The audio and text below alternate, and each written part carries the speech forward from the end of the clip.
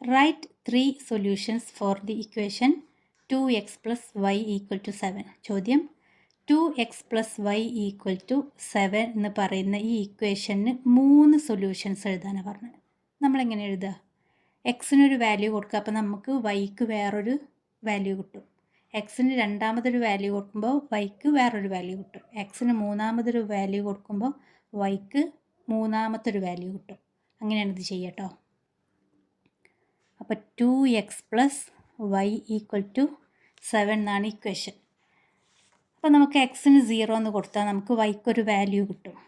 നേരെ ഇതിൽ 0 എന്ന് കൊടുത്താൽ മതി, അപ്പോൾ നമുക്ക് വൈക്ക് വാല്യൂ കിട്ടും.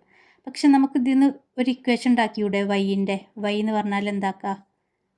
Y equal to 7 minus 2x ആണ് അല്ലേ?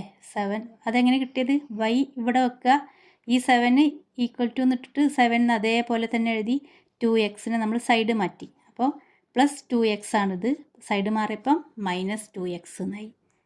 ഇതിന് നമുക്ക് ഇക്വേഷൻ 1 കൊടുക്കാം. ഇനി നമ്മൾ എക്സിന് ഓരോ വാല്യൂ കൊടുക്കുമ്പോൾ ഈ ഇക്വേഷനിലെ അതായത് ഈ വൈയുടെ വാല്യൂ ഇങ്ങനെ നമുക്ക് കിട്ടും.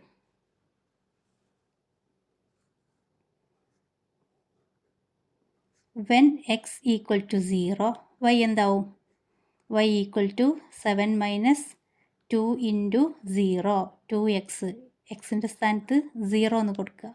7 മൈനസ് 2 ഇൻറ്റു 0 0 ഈക്വൽ ടു 7. നമുക്ക് വേഗം y എന്ന് കിട്ടിയില്ലേ? അപ്പോൾ എക്സ് 0 ആകുമ്പോൾ y 7 ആയി.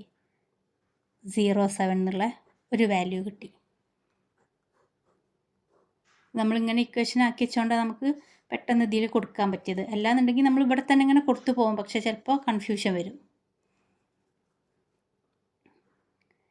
ഇനി എക്സിന് നമ്മൾ 1 എന്ന് കൊടുത്ത് വെൻ എക്സ് ഈക്വൽ ടു 1, അപ്പോൾ y എന്താകും? ഈക്വേഷനിൽ കൊടുക്കുക. y equal to 7 minus 2 into 1. 7 minus 2 into 1 2 equal to 5. അപ്പോൾ നമുക്ക് അടുത്ത വാല്യൂ കിട്ടി 1ഉം 5ഉം. അടുത്ത വാല്യൂ മീൻസ് അടുത്ത സൊല്യൂഷൻ കിട്ടി. നമ്മളോട് എന്താ പറഞ്ഞത്? 3 സൊല്യൂഷൻസ് എഴുതാം. അപ്പോൾ നമുക്ക് 2 കിട്ടിയിട്ടോ.